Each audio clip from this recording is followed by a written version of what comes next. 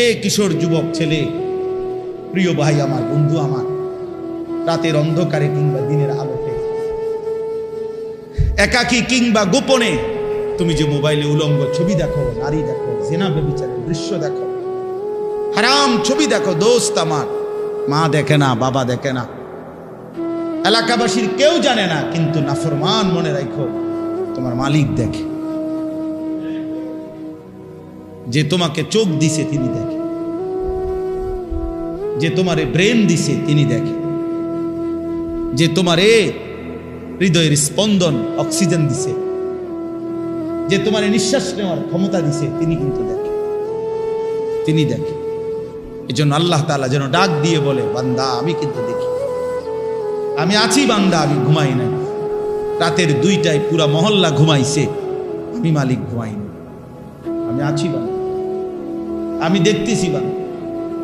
আফসুস ওই ছেলেদের উপরে, আফসুস মুসলমানের ওই সন্তানের, যা লম্বা সময় পার হয়ে যায় অথচ তার রবের কথা মনে পড়ে, মালিকের কথা মনে। বদনসিব ওই মা বাপ যারা তাদের 60 বছরের জীবনে, 50 বছরের জীবনে চোখের সামনে দেখে গেল যে তার ছেলে এক ওয়াক্ত নামাজ পড়ে না। আফসোস, আফসোস ওই বাপ। ব্যর্থ তোমার জীবন বাপ, তোমার বিদেশও ব্যর্থ, তোমার দেশও ব্যর্থ, তোমার বিল্ডিংও ব্যর্থ, তোমার কামাই রোজগারিও ব্যর্থ। তোমার চোখের সামনে তুমি বাপ বাইচা থাকতে তোমার নাফরমান সন্তান 18 বছর 20 বছরে, এই নাফরমান একদিনও ফজরের নামাজ জামাতে পড়ে না। ফজরের নামাজের ওয়াক্ত হয় কখন এই জানোয়ার এটাও জানে না। ব্যর্থই বাপ, ব্যর্থই সন্তান। বাপও ফালতু, ফুতো ফালতু, দুইটাই ফালতু। ওই বাপও স্বার্থপর, এই নাফরমান বাপেরও বুঝছে যে তাও এবারও বুঝছে জি ফুত লইয়া জীবন মানে হলো ভাতের থালা, ভাতের থালা, ভাত ভাত কতটি খাও আর ঘুম যাও আর পেশাব পায়রা খালা। আর নয়তো একজন বাবার যুদ্ধ করার কথা, আমি হয় বাঁচবো নয়তো মরে যাব, আমার সন্তান সেজদা ছাড়া, মুসলমানের বাচ্চা আমার থাকতে পারবে। কিসের বাপ মিয়া, ফালতু লোক পিয়া, হাতে শুনে না হুজুর, কইছি শুনে না, তাই বিদেশ পাঠান কিনতেন। হ্যাঁ, আমগরে শিখান। আমনের ছেলে আমনের সামনে একটা সেজদা দেয় না, এত বড় জানোয়ারের বিদেশ পাঠাইছেন কিনতেন। আপনি না 12 লাখ টাকা লইলেন, আপনি সুদে টাকা নিলেন, কিস্তিতে টাকা নিলেন, আপনি বোঝেন না। হ্যাঁ, আমরা বুঝি না, আমরা চিরা খাই, দুপুরে যদি ভাত খাইলাম। কি বলেন? আপনি যদি দুনিয়া লুবি না হইতেন আপনি তো আগে এটা বুঝাপড়া করে নিতেন। ওরে বেটা, তোর কামাই রোজগারি তোরটা তুই বুঝ বেটা, তুই খাবি না মরবি সেটা পরে হবে, আগে সেজদা দিবি কিনা সেটা বলবে। কথা বুঝেন না? আমি মুসলমান, আমার বেঁচে থাকার সত্য কথাটা কি, তাই আমার পরিচয়টা কি?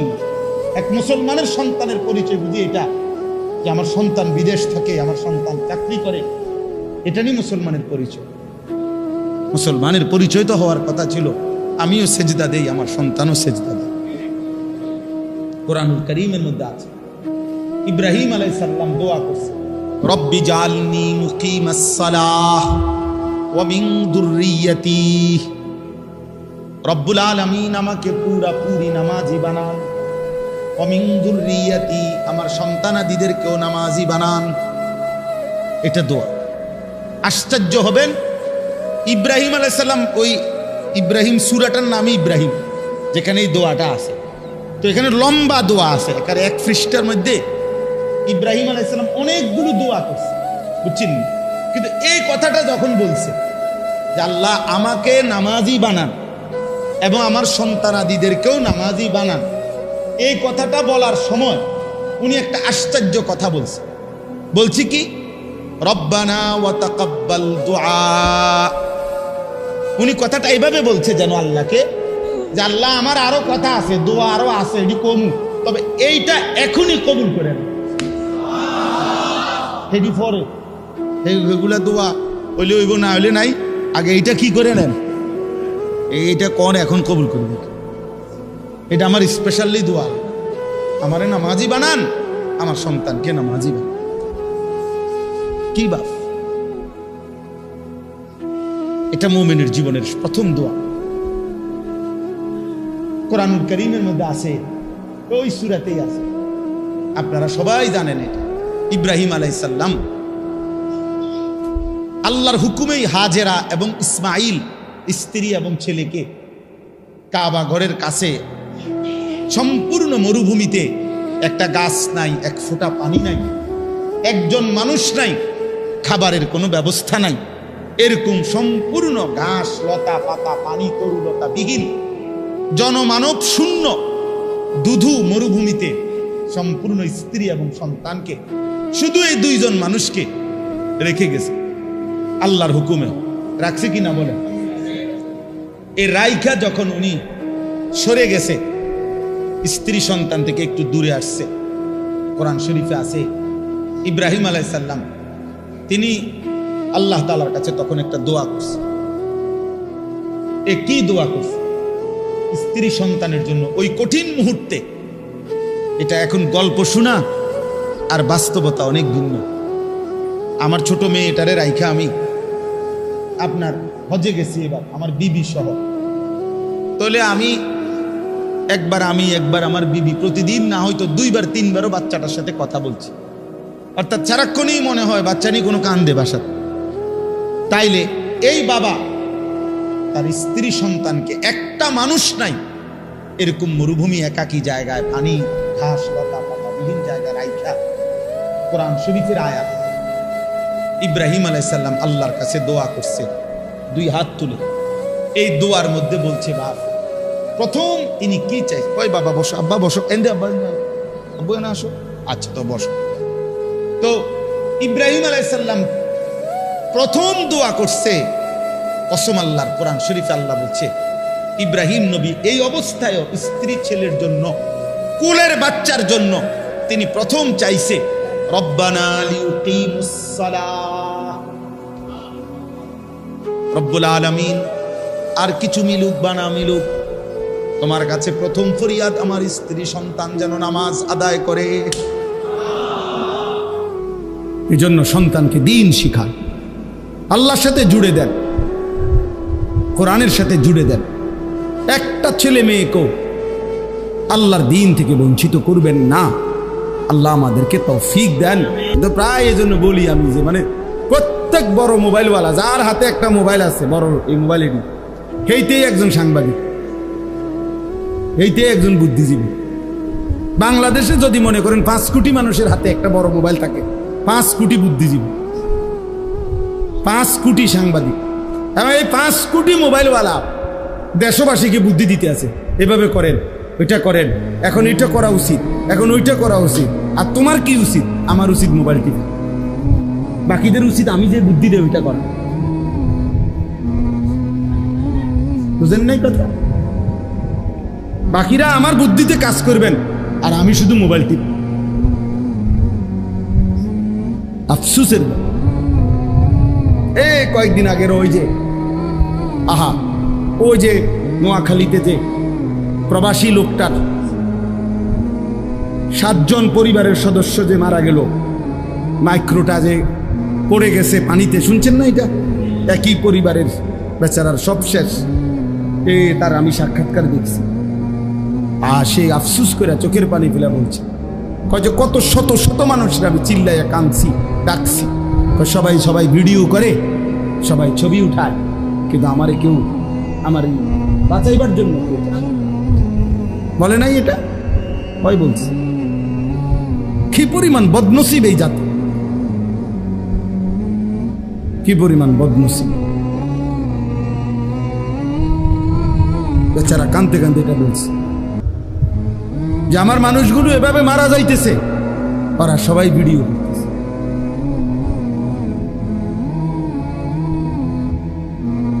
আল্লাহ আমাদেরকে হেফাজত করুন। মাইলস্টোনের খবরের সময় আসছে না যে আপনার পানির বোতলের দাম দিয়ে লাগছে 600 টাকা। কত বড় জালেম, কত বড় নিকৃষ্ট জানোয়ার মানুষরূপী জানোয়ার।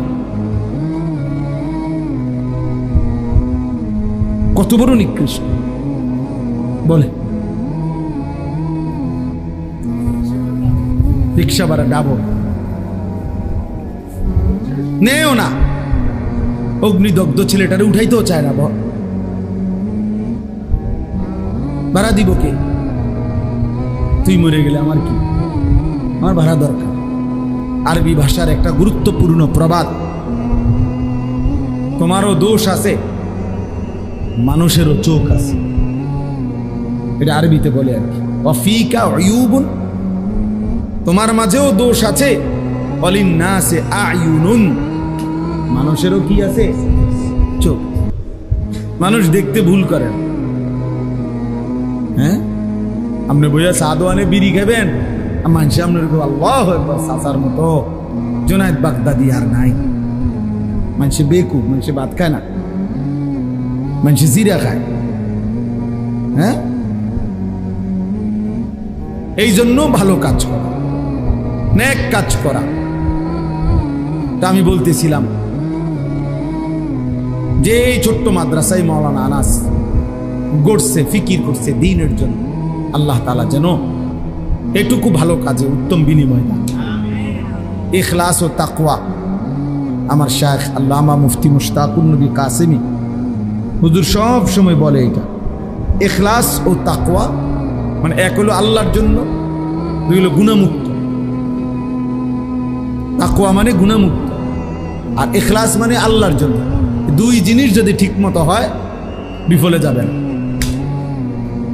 দুই জিনিস যার মধ্যে নাই, 30 বছর পরে হইলো ঠিকবেন, 100 বছর পরে হইলো এটা কি? হয় ইখলাস ছিল না, নয়তো তাকওয়া ছিল।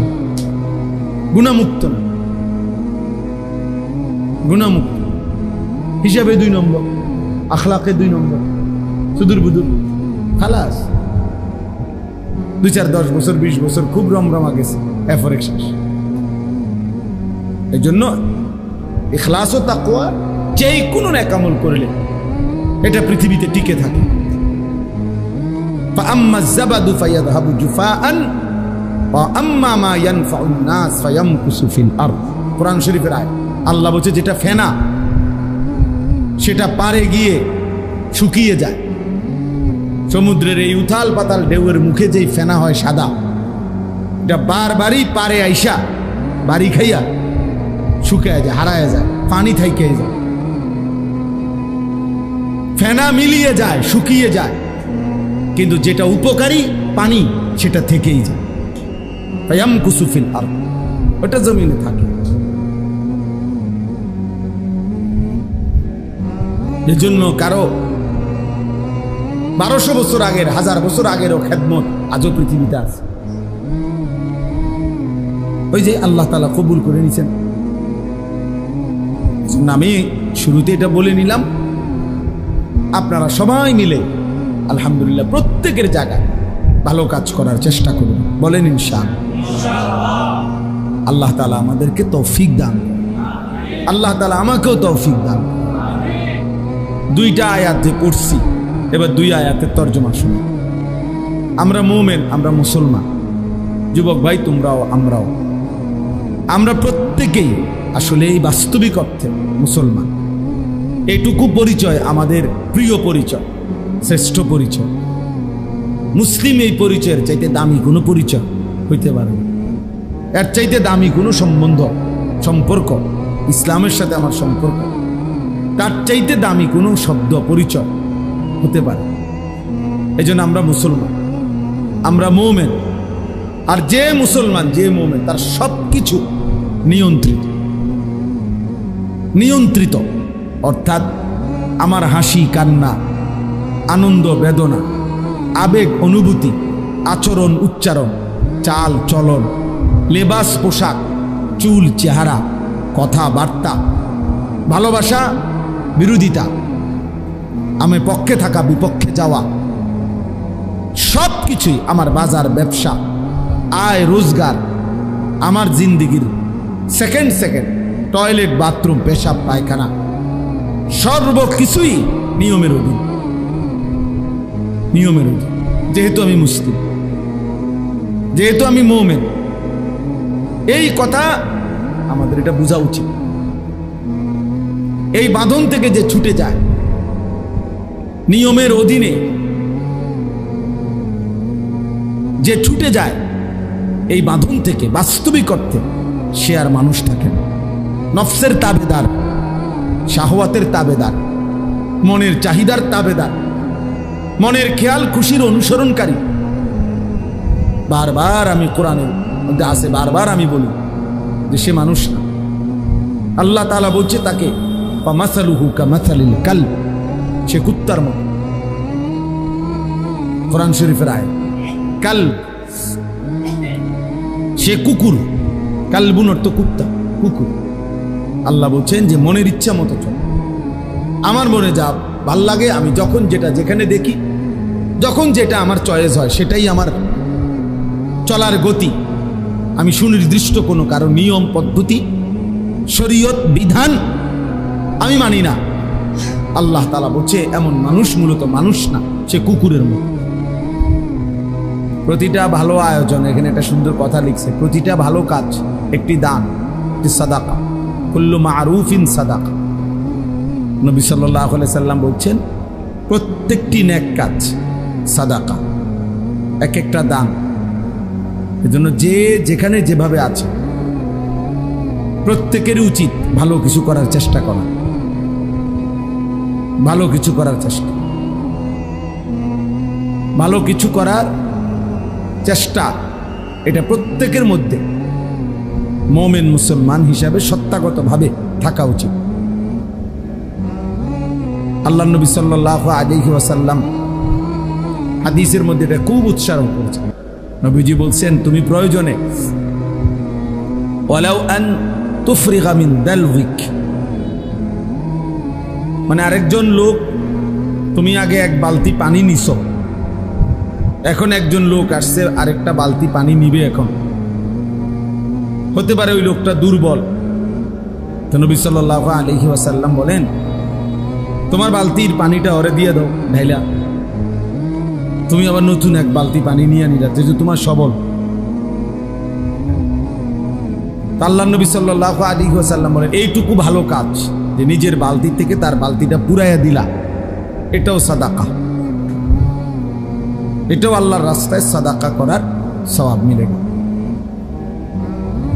নবী সাল্লাল্লাহু আলাইহি ওয়াসাল্লাম বলছেন ওয়ালাউ আন তালকা আখাকা বিওয়াজহিন তালকিন, তোমার ভাইয়ের সাথে তার কোনো উপকার করতে পারলা না, হাসি মুখে তাকাইলা, সাক্ষাৎ করলা, এটাও সাদাকা। জন্য নবী সাল্লাল্লাহু আলাইহি ওয়াসাল্লাম বলছেন লা তাহকিরান্না মিনাল মারুফি শাইআন, কোন এক কাজকে সামান্য ছোট মনে করবা। এই পৃথিবীতে হাদিসের মধ্যে কথার বর্ণনা আছে যে অসৎ চরিত্রের নারী তৃষ্ণার্ত কুকুরকে পানি পান করায়া, তো এর বিনিময়ে আল্লাহ তাআলা তাকে মাফ করে দিছে। তাহলে এই জন্য প্রত্যেকটা মুসলমান মুমিন প্রতিটা ভালো কাজের সুযোগকে কাজে লাগানো উচিত, নাই তো আমার জীবনের এটা লস। আমি গতকালকে কিতাবে পড়ছি, আমাদের বর্তমান জাতীয় মসজিদের যিনি খতিব হযরত মাওলানা আব্দুল মালিক সাহেব দামাত বারাকাতুহুমুল আলিয়া, হযরত বলছেন প্রত্যেককে আল্লাহ তাআলা যে হায়াত দিয়েছেন, যে সময় দিয়েছেন, এই সময়ে কেউ যদি গুনাহ করে, এক নম্বরে এটা তার জন্য লোকসান, লস। দুই নম্বরে গুনাহ না, তবে অর্থহীন কথা এবং কাজের মধ্যে লিপ্ত, এটাও তার জন্য লোকসান, লস। তিন নম্বরে যেটুকু সময়, এটুকু সময়ে আমি আরো বেশি করতে পারতাম, অথচ একটু অবহেলা করে গাফলত করে আরো কম করছি, এটাও লোকসান, এটাও লস। যেন আমরা এটা মাদ্রাসায় খুব দেখি, বিশেষ করে হেফজখানায়। এই বাচ্চা ইচ্ছা করলে এই 1 ঘন্টায় পুরো 1 পৃষ্ঠা সবক মুখস্থ করতে পারত, তে পড়ছে আধা পৃষ্ঠা ইচ্ছা করে, অথচ তার দ্বারা আরো সম্ভব। এই কর্মচারী ইচ্ছা করলে এই 1 ঘন্টায় আরো বেশি কাজ করতে পারত, করছে আরো কম। তাহলে এটাও আমার জীবনের লস। তাহলে মোমেন মানেই হলো জিন্দেগির প্রতি সময় প্রতি মুহূর্ত থেকে আখিরাতের পুঁজি সংগ্রহ করা। 2টা নিয়ামত আল্লাহ নবী সাল্লাল্লাহু আলাইহি ওয়াসাল্লাম বলছেন যখন থাকে মানুষ কদর করে না, কিন্তু ওই 2 নিয়ামতই তার জীবনের মূল পুঁজি, কদর করে। সিহাতাকা ক্বাবলা সাকমিক, অসুস্থতা আসার আগে সুস্থতাকে কদর করো। গিনাকা ক্বাবলা ফাকরি, অভাব আসার আগে সচ্ছলতার সময়, এখন টাকা পয়সা আছে, এখন দান সাদাকা করো, এখন হজ করো, এখন উমরা করো, এটাকে কদর করো। হায়াতাকা ক্বাবলা মাউতিক, মৃত্যু আসার আগেই হায়াতকে কদর করো, হায়াতকে কদর করো। তাহলে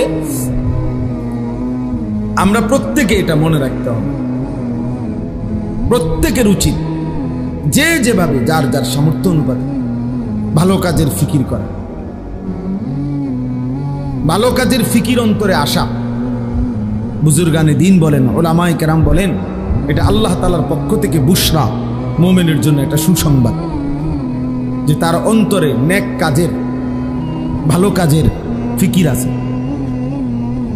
আমি মানুষের কল্যাণে, নিজের কল্যাণে, পরিবারের কল্যাণে, ইসলামের কল্যাণে আর কি করতে পারি? তা আমার মাথায় যদি ভিন্ন ভিন্ন ভিন্ন সুন্দর সুন্দর চিন্তা ফিকির আসে, এটা উত্তম, এটা বুশরা, এটা আল্লাহর পক্ষ থেকে যেন ওই বান্দার জন্য একটা সুসংবাদ। এজন্য তোমরা অনেক ছেলে পেলে আসো, গুনাহ আর নাফরমানি ছাড়া, সভ্যতা আর অশ্লীলতা ছাড়া কল্পনায় কিছুই আসে না। ওই অন্তর বুঝাই যায় শয়তান পুরাটা দখল করে ফেলছে। আল্লাহ নবী সাল্লাল্লাহু আলাইহি সাল্লাম বলেন, শয়তান মানুষের কলবে ওত পেতে থাকে। ইজা যাকারাল্লাহ খানাস, যখন আল্লাহর স্মরণ করে শয়তান সরে যায়। বা ইজা গাফালা, যখনই আল্লাহর স্মরণ থেকে গাফেল হয়ে যায়, ওয়াসওয়াসা, তৎক্ষণাৎ শয়তান তাকে গুনাহের ওয়াসওয়াসা দিতে শুরু করে। আল্লাহ তাআলা বলেন, ওমাইয়াত্তাবি খুতুওয়াতিশ শাইতান, শয়তানের রাস্তা যে অনুসরণ করবে, মানে গুনাহের রাস্তা, ফাইন্নাহু ইয়া'মুরু বিল ফাহশা ওয়াল মুনকার, শয়তান তাকে সারাক্ষণ অশ্লীলতা, বেহায়াপনা, অসভ্যতা এবং যাবতীয় গুনাহের আদেশ করতে থাকে। আল্লাহ তাআলা কুরআনুল কারীমের মধ্যে বলছে, আশ-শাইতানু ইয়াইদুকুমুল ফাকরা,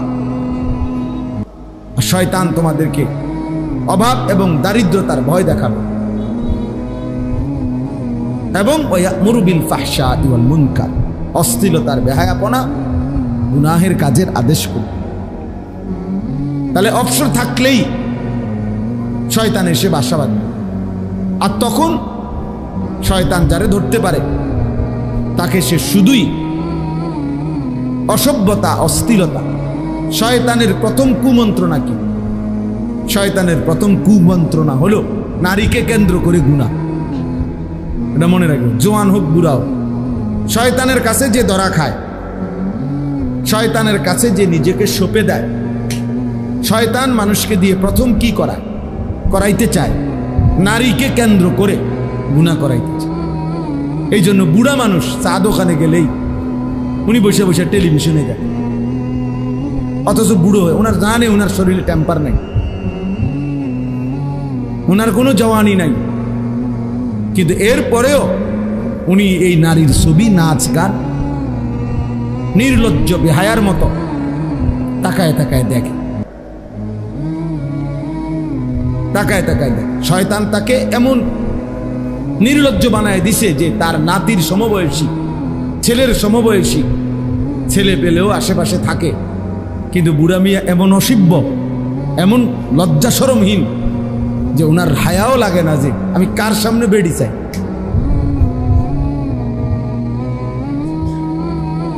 শয়তান তাকে কোথায় নামায়? শয়তান তারে উলঙ্গ করে দিছে। সে যখন নিজেকে শয়তানের হাতে তুলে দিচ্ছে,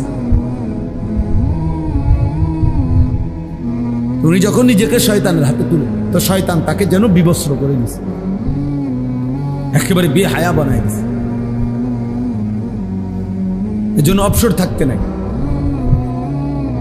মুমিন অবসর হয় না, মুমিনের দুনিয়ায় কোনো অবসর নেই। ফাইযা কাদাইতুমুস সালাতা ফাযকুরুল্লাহ, আল্লাহ বলেন নামাজ শেষ হয়েছে বান্দা, ফাযকুরুল্লাহ, পুনরায় আবার আল্লাহর জিকির করো। ফাইযা কাদাইতুম মানাসিকাকুম ফাযকুরুল্লাহ, আল্লাহ বলেন হজ্জের কাজ শেষ হয়েছে, পুনরায় আল্লাহর জিকির করো। একজন যুবক বলো, তুমি আজকের সারাদিনে বন্ধুকে যতবার ডাক দিছো, আল্লাহকে ততবার ডাকছো। এভাবে আমরা প্রত্যেকের জায়গা চিন্তা করি যে আমি সারাদিনে যে পরিমাণ ডাকছি একে অপরকে, আল্লাহকে ওই পরিমাণ ডাকছি। এই জন্য বললাম আমার জীবনের সবচেয়ে বড় আফসোস লাগে ওইটা, যে একজন মুসলমান 7 ঘন্টা 8 ঘন্টা চলে যায়। আহা, আফসোসের বিষয়, সারাদিনে একটা সেজদাও দেয় না, একবার তার জবান দিয়ে তার মালিকের নামটা বের হয় না। মানুষের বাচ্চা, মুসলমানের বাচ্চা এত বড় নাফরমান কেমনে, এত বড় নাফরমান কেমনে বলেন? মুসলমানের ঘরে জন্ম নিয়ে এভাবে আল্লাহকে ভুলে গেল। তোমরা অনেক ছেলে আছো বাবা, যারা 8 ঘন্টা 10 ঘন্টা হয় মোবাইলে নয়তো বন্ধুদের সাথে আড্ডা দিতে থাকো, গল্প করতে। কি কথা কইছো এই 8 ঘন্টা? একটা কথাও হয়তো দরকারি না। আরে আজে বাজে মাইয়ার কথা, তোলার কথা, অসভ্য কথা, নোংরা কথা, জিনা বেবিচারের কথা, কুরুচিপূর্ণ কথা, যে কথাগুলো কুত্তা বললেও লজ্জা পাবে, শুকরে বললেও লজ্জা পাবে, এমন জঘন্য, এমন নিকৃষ্ট কথা এ বন্ধুদের আড্ডায় আজে বাজে অথবা মোবাইলের আড্ডায় বাজে কথা। কিন্তু 7-8 ঘন্টা 10 ঘন্টা চলে গেছে, মুসলমান সন্তান নাফরমানের মুখ দিয়ে একটা বার আল্লাহ এটাও বের হয়েছে। এ কেমন আফসোস! অথচ আল্লাহ তাআলার ওয়াদা, বান্দা তুমি আমাকে ডাকবা যতবার, আল্লাহ বলছে আমি তোমাকে ডাক দেব কত। ফাদকুরুনি আযকুরকুম, তুমি ডাকবা আমাকে, আমিও ডাকবো তোমাকে। বান্দা বলবে আল্লাহ, আরশ আজিম থেকে আল্লাহ বলবে বলো না বান্দা। বান্দা জমিন থেকে বলে আল্লাহ আল্লাহ, আল্লাহ ডাক দিয়ে বলে লাব্বাইক ইয়া আবদি, বান্দা আমি হাজির, বলো না কি চাচ্ছ বান্দা, কি চাচ্ছ বলো। প্রত্যেকবারই আল্লাহ জানতে চায়। হাদিসের মধ্যে আছে, আল্লাহর কোন বান্দা যদি আল্লাহকে অনবরত ডাকতে থাকে, বারবার বলতে থাকে আল্লাহ আল্লাহ আল্লাহ আল্লাহ আল্লাহ, আল্লাহ তো বলতে থাকে বলো না বান্দা কি চাচ্ছ। কিন্তু বান্দা কিছুই চায় না, শুধুই আল্লাহকে ডাকে। খোদার কসম বন্ধু, হাদিসে আছে একটা পর্যায়ে আল্লাহ নিজেই তখন বলে বান্দা বুঝেছি, তুমি আমারে ডাকতে মজা পাচ্ছ, ঠিক আছে বান্দা তুমি আমার জিকির করতে থাকো, আমি আল্লাহকে ডাক দিতে থাকো, আমি আল্লাহই তোমার যাবতীয় প্রয়োজন পূরণ করতে থাকি। মান শাগালাহু যিকরি আন মাসআলাতি আতাইতুহু আফদালা মিম্মা উতিয়াস সাইলিন। আল্লাহ বলেন আমার যেই বান্দা আমারে ডাকতে ডাকতে আমার কাছে চাইতে ভুলে গেছে, চাইতে আর সময় পায় নাই, যতজন চাইয়া চাইয়া যা কিছু নিছে, আমার জিকিরকারী বান্দাকে আমি তার চাইতে বেশি দিয়ে দেব। আল্লাহ বলেন চাইবা কি, আমি তো জানি তোমার কি লাগবে। তোমার বিবি অসুস্থ তো আমি জানি, তোমার ছেলেটা বিদেশে অসুবিধায় আছে এটা তো আমি জানি, তোমার যে শরীরে সমস্যা এটা তো আমি জানি, তোমার যে আয় রোজগার কমে গেছে এটাও তো আমি জানি। আল্লাহ জানে না কোনটা? বলেন না কেন? আল্লাহ জানে না কি? সবই তো তিনি জানেন।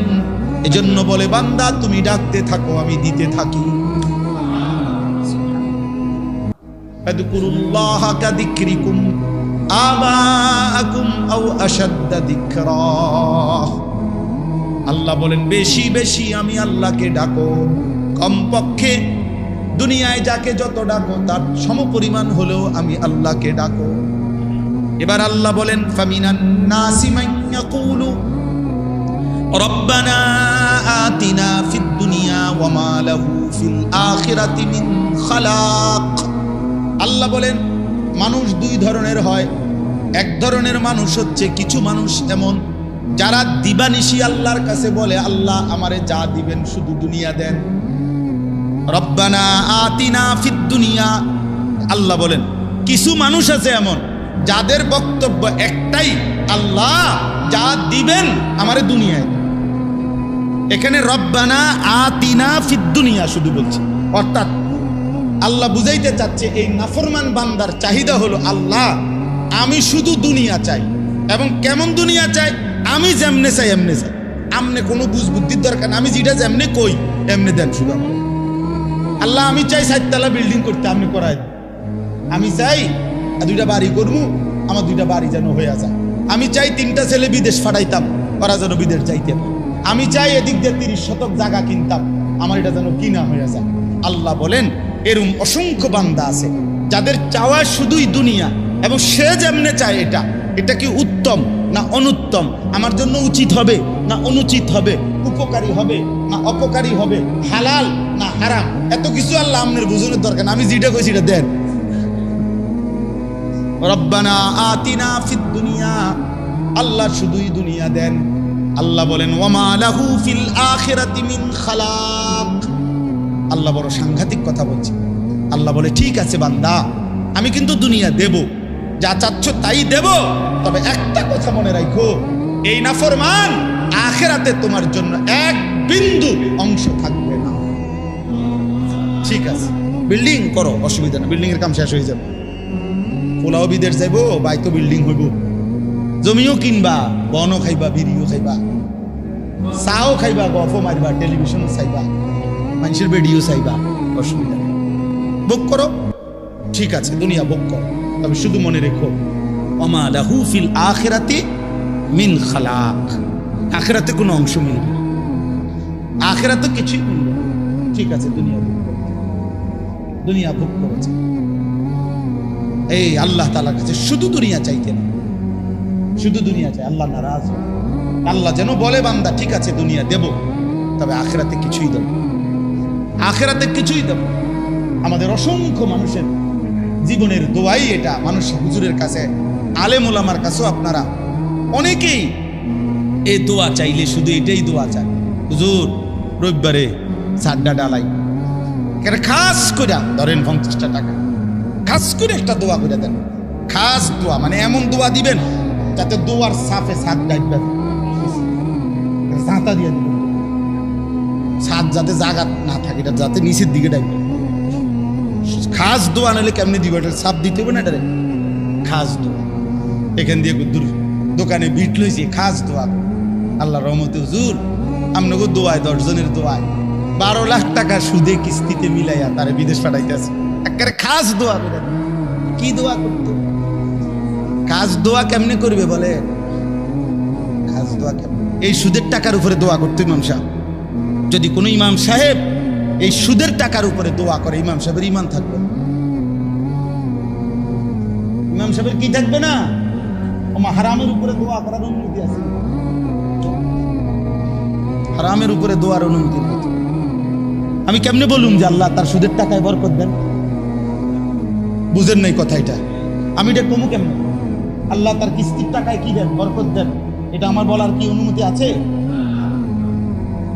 হারামের উপরে দোয়া করলে ইমান থাকে না। কঠিন মুসিবত, কঠিন মুসিবত। এই জন্য হুজুররা দেখবেন দোয়ার মধ্যে আকসারি বলে, আল্লাহ যে যা দোয়া চাইছে প্রত্যেকের নেক মাকসাদ পূরণ করে দেন। এই কথাই দূর করি আমরা আগে ফিডার থেকে বাচ্চা টের পান। এই বুঝ করে দোয়া, নিজের সেভ করে ওই দোয়া। ভাত খাবাইছেন আর যাই করছেন, দোয়া বাইল মতোই করছেন। আল্লাহ নেক মাকসাদ পূরণ করেন, অর্থাৎ যেটা উত্তম, যেটা হালাল, যেটা বৈধ, ওইটাই শুধু পূরণ করুন, বাকিটি হাতেটা হাতে কইছে না। বুঝেন নাই? হ্যাঁ, তাহলে এই জন্য বললাম শুধু দুনিয়া চাইতে না। আমরা শুধু দুনিয়া চাই, এই বাড়ি ঘর বালা বিল্ডিং না, অথচ আল্লাহর কাছে চাওয়া উচিত। আল্লাহ হুজুরের কাছেও বলা উচিত, হুজুর দোয়া করেন আল্লাহ যেন আমার নামাজি বানায়, আমার স্ত্রী সন্তানকে নামাজি বানায়, আমার ঘর পরিবারকে যেন দিনদার বানায়, আমার প্রজন্ম বংশের পর বংশ যেন সেজদাওয়ালা হয়। ইব্রাহিম আলাইহিস সালাম দোয়া করছে, আল্লাহ কিয়ামত পর্যন্ত আমার জেনারেশন যেন উম্মতে মুসলিমা হয় আপনার অনুভব হয়। আমি আমার বিবিকে সাথে নিয়ে এবার হজ করছি। এই হজ্জের মধ্যে আমি প্রতিদিন প্রায় দিন ওরে বলছি, তুমি শুধু দোয়া করো যে আল্লাহ আমার বংশে কিয়ামত পর্যন্ত যেন যা আসবে তা যেন আপনার ঘর দেখতে পান। কালো গিলাফ যে দেখে নাই, মদিনার সবুজ গম্বুজ দেখে নাই, আরে দোস্ত সে জীবনে কিছুই দেখে না। ওই চোখ কিছুই দেখে না, ওই চোখ কিছু দেখেই নাই যে মালিকের ঘর দেখে নাই, যে রসুলের রওজা দেখে নাই। 53 বছর, 50 বছর, 40 বছর সকাল দুপুর সন্ধ্যা, হায় মোমেন যে রসুলকে স্মরণ করলা, তার সামনে একটাবার যাইয়া দাঁড়াইতে পারলা না। টাকাই মিল হয় না, 5 লাখ টাকাই ব্যবস্থা হয় না। 3 ফুট বিদেশ পাঠাইছে, 3 12 36 লাখ টাকা ব্যবস্থা হয়েছে, মাগার 6 লাখ টাকার ব্যবস্থা যাইলাম হইলে। কিন্তু কি আল্লাহ যদি লোহায় কোথায় কোথায় তারপরে কোথায় বিড়ি খায় আর কোথায় যাইলাম হইলে জি ফুট তো হুজুর আল্লাহ আল্লাহ করে 3 ফুট বিদেশ পাঠাইছি, তা করে যদি খোদায় লোয়ায় তারাই যদি কোনোদিন ফাড়ায়, বাবা আলাপ মারে না, টাঙ্গাইয়া ফিটবো মনে রাখেন, একদম টাঙ্গাইয়া ফিটবো। আমি বললাম রাগ হয়ে, যার উপরে হজ ফরজ সে যদি হজ না করে মারা যায়, খোদার কসম নবী বলছে ওইটা হয় ইহুদি মরছে নয় খ্রিস্টান মরছে, কিন্তু মুসলমান মরে। অসভ্যতা, অস্থিরতা। শয়তানের প্রথম কুমন্ত্রণা কি? শয়তানের প্রথম কুমন্ত্রণা হলো নারীকে কেন্দ্র করে গুনাহ। এটা মনে রাখবেন, জোয়ান হোক বুড়া হোক। শয়তানের কাছে যে ধরা খায়, শয়তানের কাছে যে নিজেকে সঁপে দেয়, শয়তান মানুষকে দিয়ে প্রথম কি করাইতে চায়? নারীকে কেন্দ্র করে গুনাহ করাইতে চায়। এই জন্য বুড়া মানুষ চা দোকানে গেলেই উনি বসে বসে টেলিভিশনে দেখেন, অথচ বুড়ো হয়ে ওনার জানে ওনার শরীরে টেম্পার নেই, ওনার কোনো জওয়ানি নাই, কিন্তু এরপরেও উনি এই নারীর ছবি, নাচ গান নির্লজ্জ বেহায়ার মতো তাকায় তাকায় দেখে, তাকায় তাকায় দেখে। শয়তান তাকে এমন নির্লজ্জ বানায় দিছে যে তার নাতির সমবয়সী, ছেলের সমবয়সী ছেলে পেলেও আশেপাশে থাকে, কিন্তু বুড়া মিয়া এমন অসিব্য, এমন লজ্জা শরমহীন যে ওনার হায়াও লাগে না যে আমি কার সামনে বেড়ি চাই।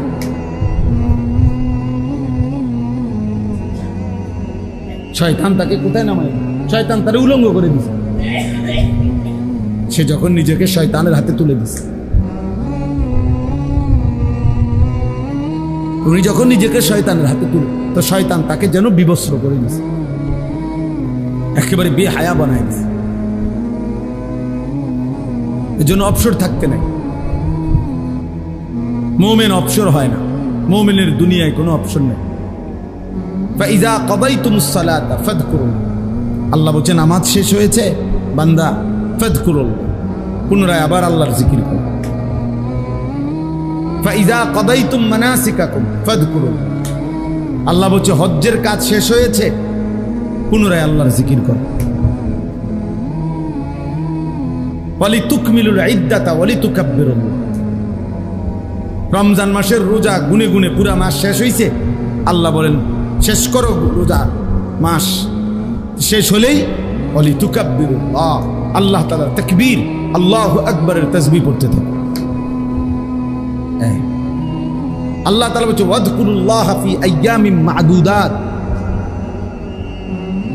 হজ্জের শেষ পাথর মারে অবসর হয়েছে, তো পরের 2 দিন, পরের 3 দিন তো আল্লাহ তাআলার জিকির করা। আইয়ামুত তাশরীক হিয়া আকলু ইয়াউম আকলিন ওয়া শুরবিন ওয়া যিকরিন, নবীজি বলছেন কুরবানির এই 3 দিন, আইয়ামে তাশরীকের এই দিনগুলো খাও পান করো, তবে সাথে আল্লাহর জিকির করো। বাহ, অবসর কই? অবসর কোথায়? মুমিনের কোনো অবসর নেই। মুমিন যখন কোন নির্ধারিত ইবাদতে ব্যস্ত আছে তখন আল্লাহর জিকির, নির্ধারিত ইবাদত থেকে যখন ফারেগ হবে তখন আল্লাহর জিকির। এই জন্য বুজুর্গানে দিন বলে দস্ত বকার দিল বয়ার, মোমেনের হাত থাকবে কাজে, দিল থাকবে ইয়ার মানে বন্ধু, তার বন্ধুর সাথে মানে আল্লাহ তাআলার সাথে। দিল বয়ার, দিল থাকবে বন্ধুর সাথে, হাত থাকবে কাজের সাথে। কাজ করো, বাজার করো, ব্যবসা করো, চাকরি করো, ক্ষেত খামার করো, 24 ঘন্টা কাম করো, মানে নাই আল্লাহকে না বল, আল্লাহকে না বল। فإذا قضيت الصلاة فانتشروا في الأرض وابتغوا من فضله واذكروا الله। এই যে নামাজ শেষ, ছড়িয়ে পড়ো জমিনে, রিজিক তালাশ করো, তবে ওয়াজকুরুল্লাহ কাসীরা, বেশি বেশি আল্লাহকে স্মরণ করো। কোনোভাবে ভাইয়া ছেলেরা বুঝতে শেখো, প্রিয় ভাই বুঝতে শেখো, ভাবতে শেখো। মুসলমানের সন্তান, মুসলমানের বাবা, মুসলমানের দাদা, মুসলিম জওয়ান কিংবা বৃদ্ধ, নারী কিংবা পুরুষ অবসর হয় না, অবসর হয়। এই জিন্দিগি এক ব্যস্ততম জিন্দিগি, এরই মধ্যে একদিন কবর, এরই মধ্যে একদিন, দেখতে দেখতে একদিন হায়াত ফুরায় যায়, এবং কবরেই বেশি দিন থাকতে হবে। আমি একটু আগের বয়ানেও বলছি, হিসাব করে রাসূলুল্লাহ সাল্লাল্লাহু আলাইহি ওয়াসাল্লাম মক্কা থেকে মদিনায় হিজরত করে গেছেন, তো এরপর থেকে এখন পর্যন্ত হলো 1447 বছর। এখন হলো 1447 হিজরি, তার মানে আমাদের নবী সাল্লাল্লাহু আলাইহি সাল্লাম মক্কা থেকে যে মদিনায় হিজরত করে গেছেন, তো এরপরে এখন হলো কত বছর বলেন? 1447 বছর রানিং।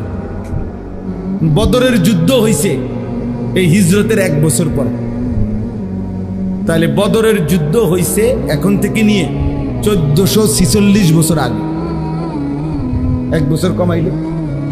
এখন এই আবু জাহেল সে মারা গেছে এই বদরের যুদ্ধের দিন। তাহলে এখন বলেন তো, আবু জাহেল মাটির উপরে ছিল কতদিন আর মাটির নিচে আছে কতদিন? এই আমগো হিসাবে বুঝছেন নি হিসাবটা? মাটির উপরে ছিল সর্বোচ্চ 60-65 বছর, নয়তো 70 বছর, কিন্তু মাটির নিচেই আছে আমাদের স্বাভাবিক হিসাবেই তো এখন 1446 বছর। তাহলে আমাকে মাটির উপরে বেশি থাকতে হবে না কবরে বেশি থাকতে হবে? তাহলে নূহ আলাইহিস সালামের জামানায় যারা মারা গেছে তারা আজকে কতদিন? ফেরাউনের জামানায় যারা মারা গেছে তারা আজকে কতদিন? মুসা নবীর জামানায় যারা মারা গেছে তারা মাটির উপরে ছিল কতদিন, মাটির নিচে কতদিন। এরপরে তো আখেরাত, সেটা তো এখনো হয় না, না মাঝখান দিয়ে একবার হয়েছে, সেটা তো এখনো হয়ই নাই। হাসরের মাঠ তো এখনো হয়ই নাই, আখেরাত তো এখনো হয়ই নাই, জাহান্নাম তো এখনো হয়ই নাই, কবরের হালাত বলো ভাই।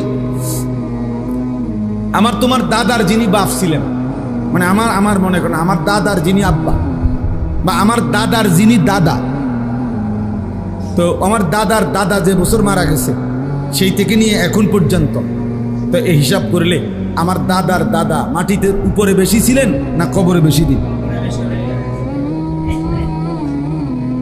তাহলে মাটির উপরে ছিল 60 বছর, মাটির নিচে হয়তো আছে আজকে 300 বছর।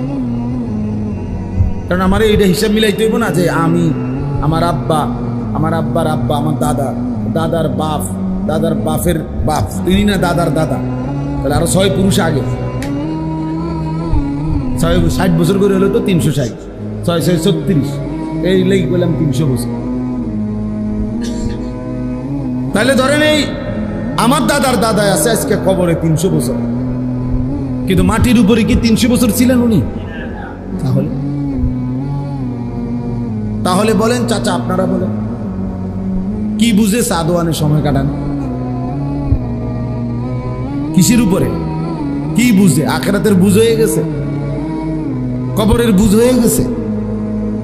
এই বোকা মুরব্বিগুলা এই বুড়া মানুষ এগুলা আকল ফাতার হইব কোন দিন? বিড়িখানা ছাড়ব কোন দিন?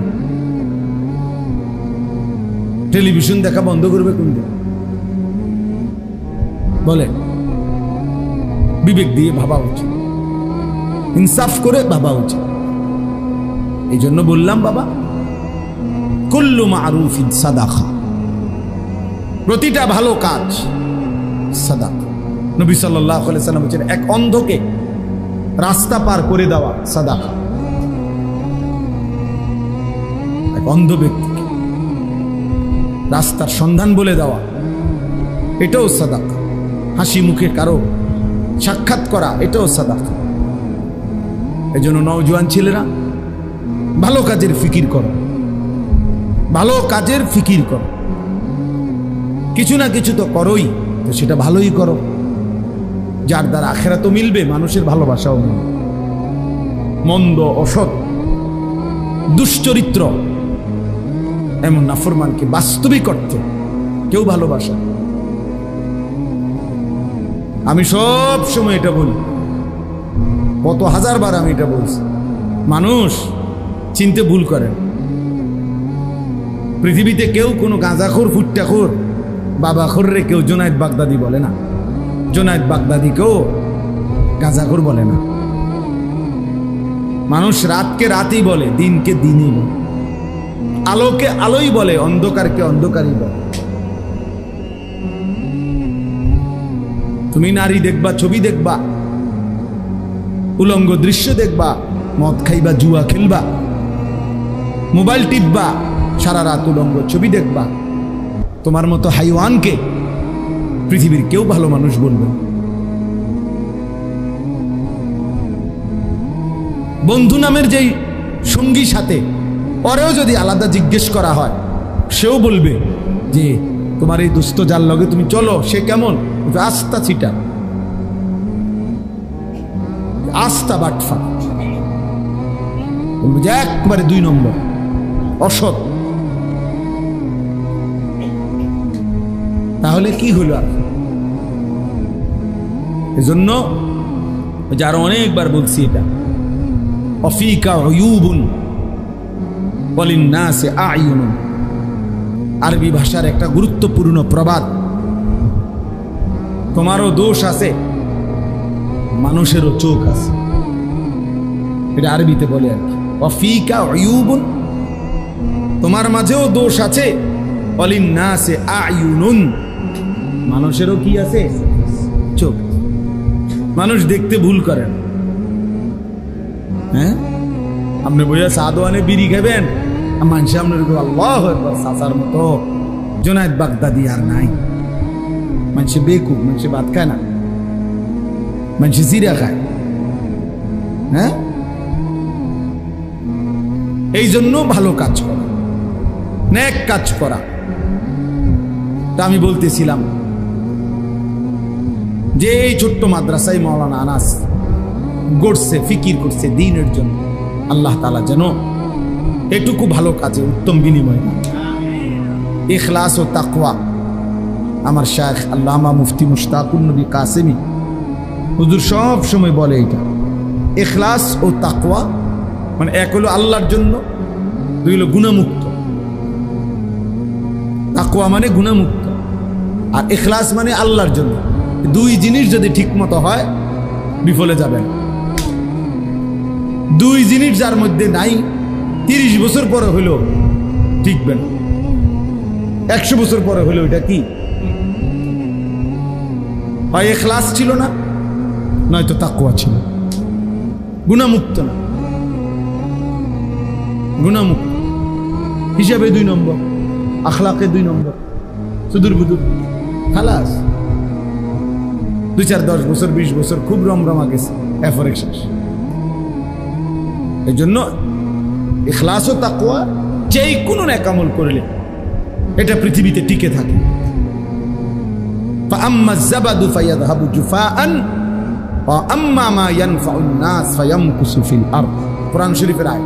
আল্লাহ বলছে যেটা ফেনা সেটা পারে গিয়ে শুকিয়ে যায়, সমুদ্রের এই উথাল পাতাল ঢেউয়ের মুখে যেই ফেনা হয় সাদা, এটা বারবারই পারে আইসা বাড়ি খাইয়া শুকায় যায়, হারায় যায়, পানি থাইকে যায়,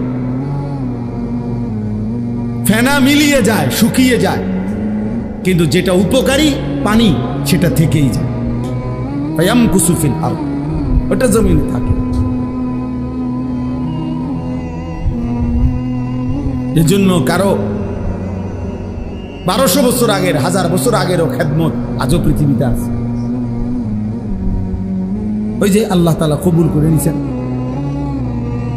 এজন্য আমি শুরুতে এটা বলে নিলাম, আপনারা সবাই মিলে আলহামদুলিল্লাহ প্রত্যেকের জায়গায় ভালো কাজ করার চেষ্টা করুন, বলেন ইনশাআল্লাহ। আল্লাহ তাআলা আমাদেরকে তৌফিক দান, আল্লাহ তাআলা আমাকেও তৌফিক দান। দুইটা আয়াত যে পড়ছি, এবার দুই আয়াতের তর্জমা শুনুন। আমরা মুমিন, আমরা মুসলমান, যুবক ভাই তোমরাও আমরাও, আমরা প্রত্যেকেই আসলে এই বাস্তবিক অর্থে মুসলমান। এটুকু পরিচয় আমাদের প্রিয় পরিচয়, শ্রেষ্ঠ পরিচয়।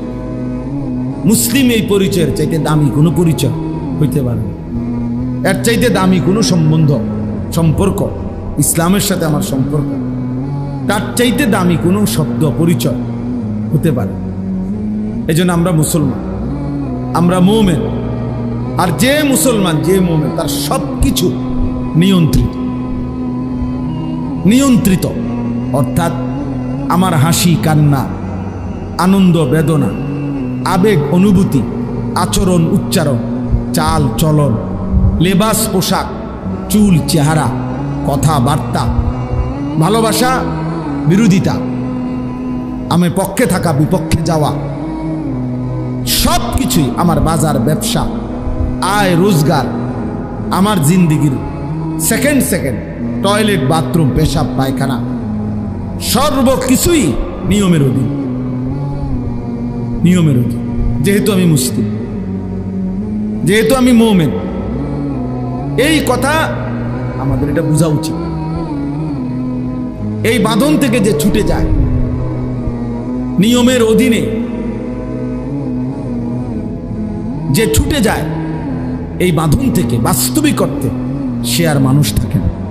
নফসের তাবেদার, শাহওয়াতের তাবেদার, মনের চাহিদার তাবেদার, মনের খেয়াল খুশির অনুসরণকারী।